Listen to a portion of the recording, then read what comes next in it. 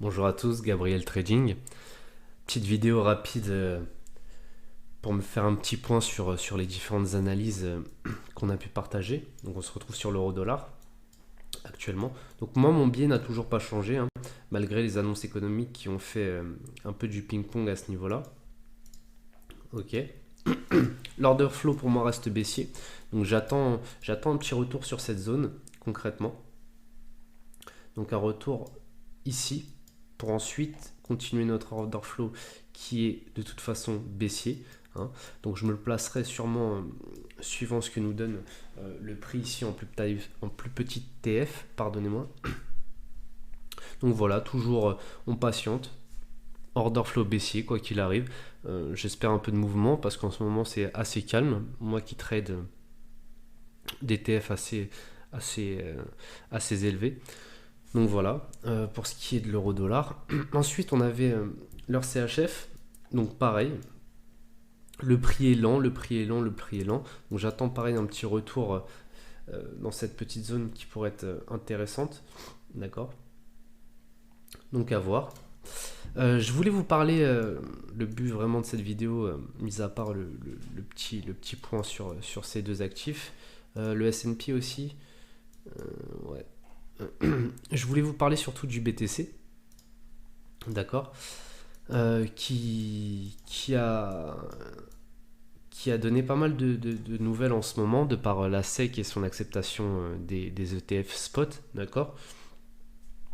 Donc pour moi, il va y avoir du mouvement, hein. J'attends un petit retour dans une zone plus ou moins par ici des 38 000, d'accord, pour le BTC, pour ensuite repartir à la hausse concrètement. Donc je ne sais pas si vous avez suivi un petit peu l'actualité du BTC avec l'ETF. Qu'est-ce que vous en pensez? Est-ce que c'est une bonne chose, une mauvaise chose? On peut en parler si vous voulez. Concrètement déjà, qu'est-ce qu'un ETF, hein, pour celles et ceux qui sont un peu étrangers à tout ça? Je peux vous expliquer rapidement. Un ETF, en fait, de manière simplifiée, comment je pourrais... On va faire avec votre imagination, d'accord? Pensez à un panier, d'accord? Un petit panier, ok? Sauf qu'à la place de mettre des fruits dedans, vous allez mettre tout ce que vous avez envie d'investir dedans. Donc vous pouvez mettre des actions, un peu de Pernod Ricard, un peu de L'Oréal, un peu d'Air Liquide pour ce qui est français, d'accord? De l'or. D'accord, vous mettez tout ça dedans, ok? Donc ça c'est le panier. En fait, lorsque vous allez acheter un ETF, en fait, concrètement, de base, vous allez acheter une part de ce panier. D'accord? Donc une part de cet ETF. Donc en fait, vous allez acheter une petite portion de tout ce qui se trouve dans ce panier, hein. Donc vous ne possédez pas directement L'Oréal ou Pernod Ricard, ce que vous avez mis dedans. Vous possédez une partie de l'ETF qui, lui, les détient. D'accord? Donc le but premier de l'ETF, en fait, c'est d'investir facilement dans une multitude d'actifs. Ok?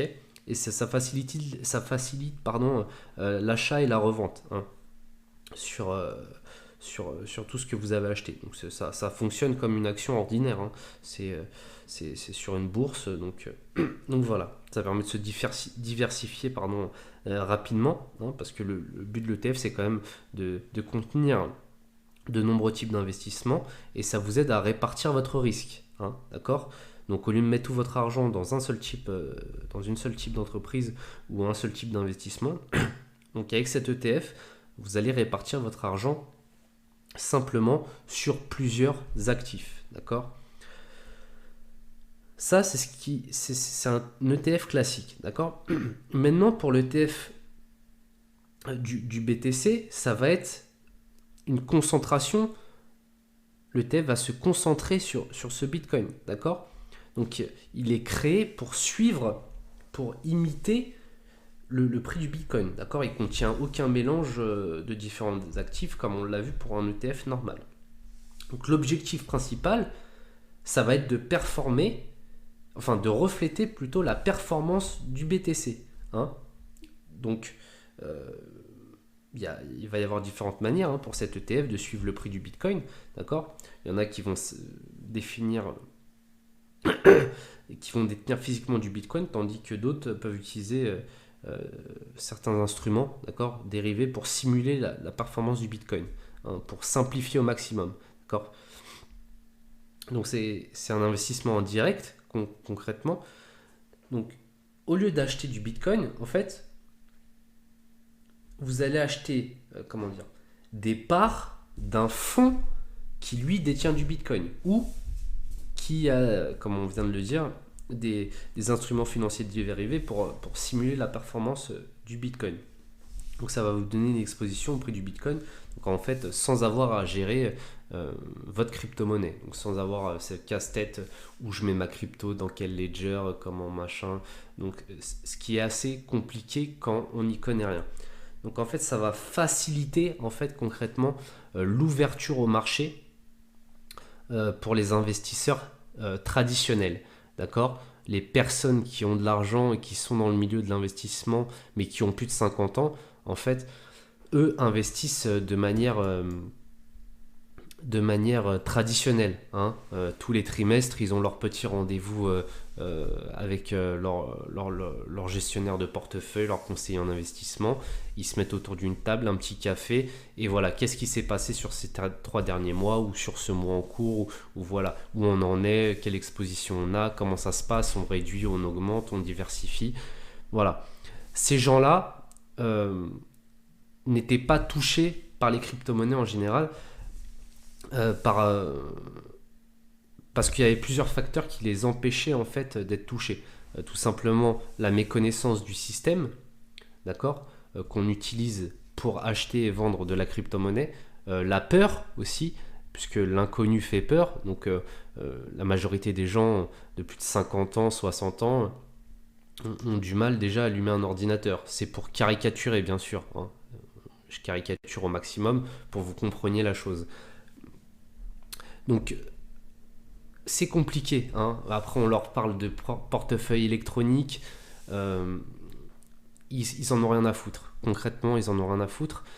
Et ça leur paraît très risqué, de par les infos qu'ils entendent, ce qu'on leur rapporte. Il faut savoir quand même qu'ils ne sont pas inconnus. Enfin, qu'ils sont pas... ils connaissent le milieu des investissements classiques. D'accord, ils savent à peu près comment ça fonctionne.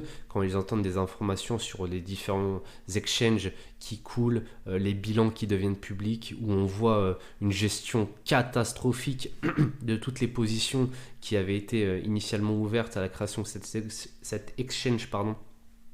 Donc en fait, le capital confiance était à zéro.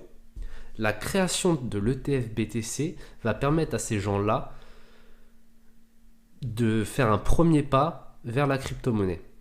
Puisqu'en soi, ils vont avoir tous les avantages, entre guillemets, sans les inconvénients. D'accord ? Ils vont pouvoir se diversifier, acheter du BTC à un fonds qui lui-même va gérer ça.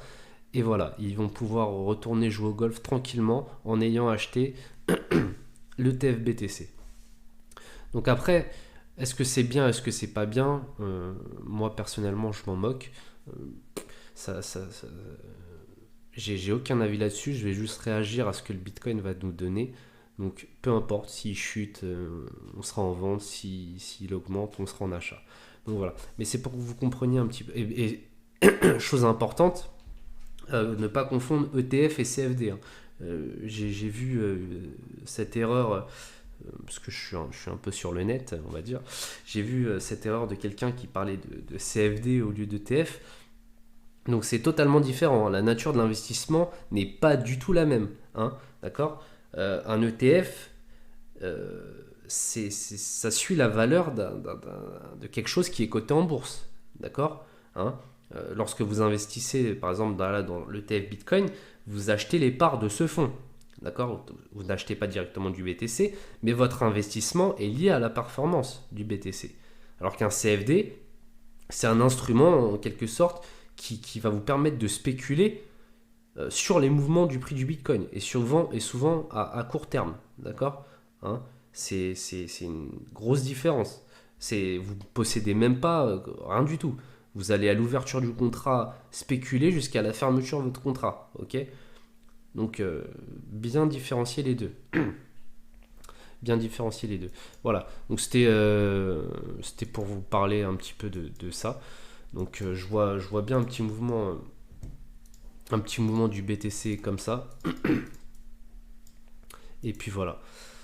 Le Shiba Inu aussi. Shiba Inu, j'ai une position depuis 2 ans là-dessus, euh, sur un portefeuille un peu comique entre guillemets. Euh, j'ai rien à dire là-dessus, hein, bah attendez, on va rigoler 5 minutes. Donc voilà ce que je possède en Shiba Inu. Donc presque un demi-milliard, hein, avec une valeur nette de 4687 $. 85, tant pour moi. Donc voilà. Euh, Après, je dis pas que c'est bien ou c'est mal, hein, voilà, j'avais décidé d'investir là-dessus il y a pas mal de temps, sachant que quand il y a eu, j'étais dessus avant la TH, hein. Donc voilà. Hum, Donc voilà. On a vu l'euro USD, on a vu le CHF.